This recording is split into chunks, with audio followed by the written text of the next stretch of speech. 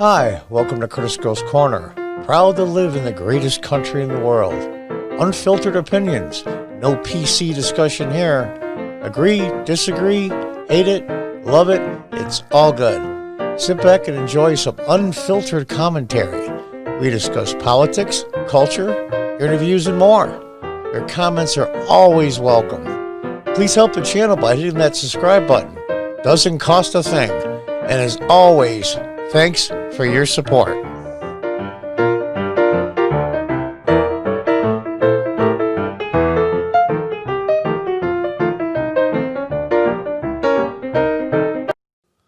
Hi folks, welcome back to Curtis Goes Corner. On the COVID vaccine, Trump was right and the fact checkers were wrong. Couldn't agree more. By Beckett Adams. This is from the Washington Examiner, by the way. Damn good newspaper. This is the way newspapers used to be like. Now you get the Washington Compost, the New York Slime. I mean, they deserve those wisecracks. They do. It's a shame. I know some papers slant left, some papers are right. You know, I get that. And people factored that in when they read the articles. Now it's... Before I get into the article here, I want to thank all my new subscribers. It's very much appreciated. I can't even tell you how much I appreciate it. Also, if you're not a subscriber, please hit that subscribe button. I have one now in the video. And hit that notification bell.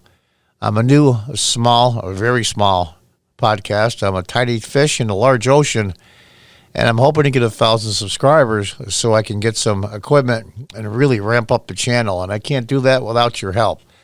Don't need your money, just need your subscription, and I would really appreciate it. Thank you. President Trump assured everyone during the 2020 election that a coronavirus would be ready before the end of the year, maybe even before Election Day.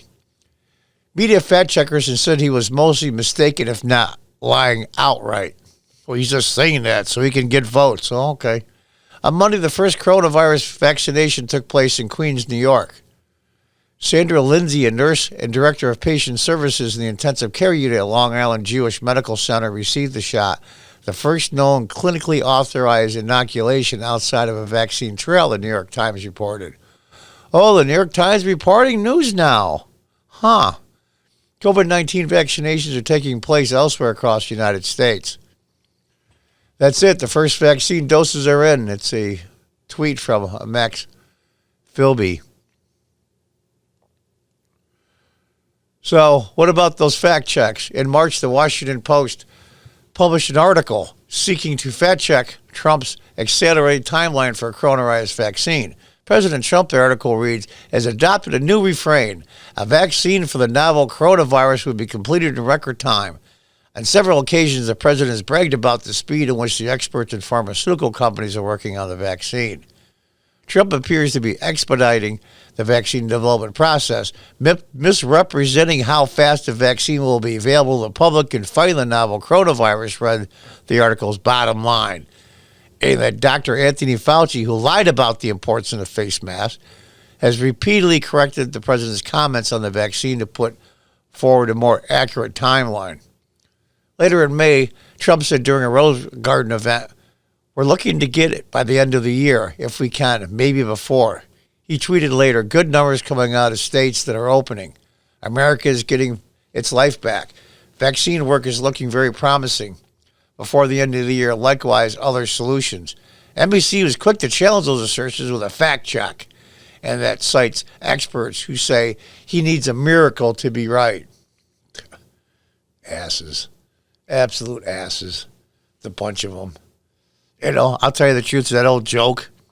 If Trump pushed funding for a cure for cancer and found it, the next day, these newspapers and mainstream media cable channels would say, President Trump, new medical initiative, puts 250,000 doctors out of work. And that's the way it is. And that's the way it is. Then in October, Vice President Mike Pence boasted during a debate that a vaccine would be likely to be for distribution by the end of the year. Under President Trump's leadership, Operation Warp Speed, we believe we have literally tens of millions of doses of a vaccine before the end of the year. Not so, asserted the New York Times fact check. This is misleading, said the paper.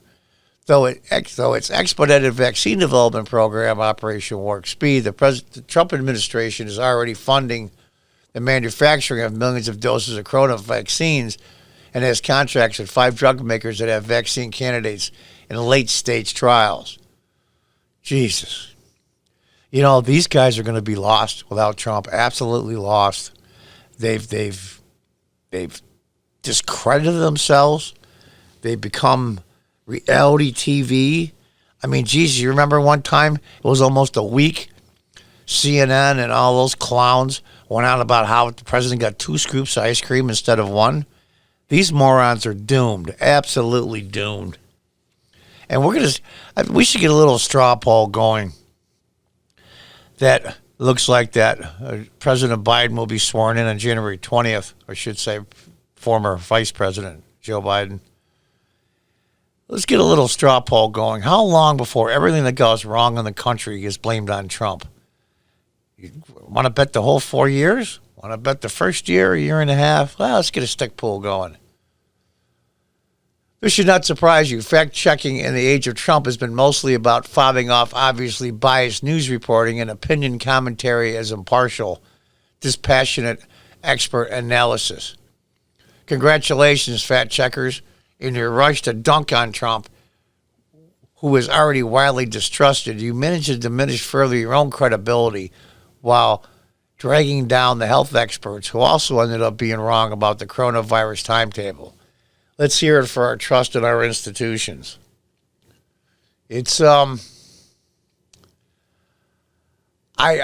had my opinion on what happened in the election. I'm not going to use the F word because the F word used to mean something else in the old days. I know what happened, and so does everybody else. There's no point getting into it. But I'll tell you the truth, honestly. The Democrats have made a huge, huge, huge mistake. Huge mistake. What they did with their partners in the mainstream media and the social media, Silicon Valley monsters, have destroyed the credibility. I mean, Congress's credibility was in the crapper anyway. But now nobody believes in anything anymore. If somebody tells you tomorrow morning it's going to be light outside, you question it now. Because nobody believes anybody anymore. And in an age of information, when there's so much information coming at you from so many different directions, it's like trying to get a drink out of a fire hose. You're going to miss a lot. And don't take this the wrong way, people out there. I'm not implying that people are stupid. That's not what I mean by the next statement. But there's so many low information voters. Ran into a lady I've known for years, her and her husband. I used to be a city councilman here in upstate New York, and her husband's a long-time city employee. They're very nice people. Smart, too. Smart, common sense, decent, work hard. You know, they're just salt of the earth, and they're great people. I ran into her where she works the other day, and there was a magazine in the rack there. They had a picture of Joe Biden, 46th president of the United States. And I shook my head, and she says, well, if Trump would spend less time tweeting and more doing his job. And I thought to myself, I know this woman for years. What the hell is this? And I thought to myself, usually if people have complaints or they have negative things about somebody, they'll put the top one first, the one they had the most problem with.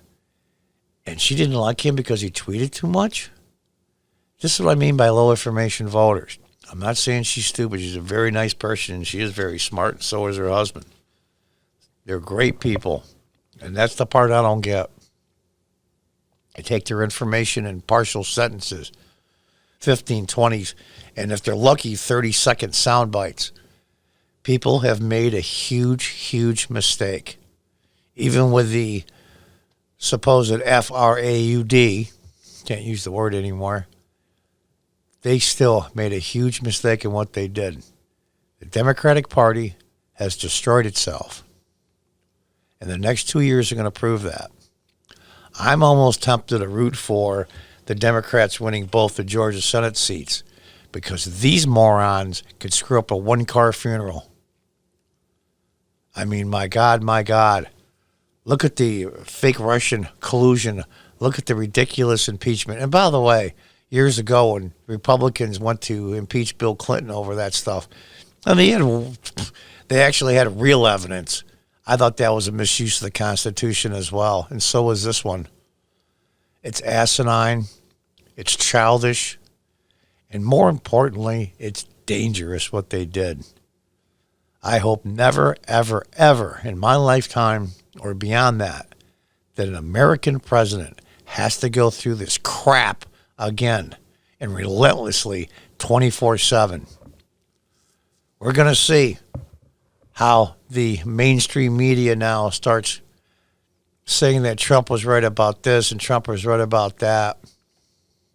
You know what, guys? I shouldn't say this, but this video is not made for kids. All of you that are starting to come around that maybe Trump wasn't so bad, you can now kiss my ass.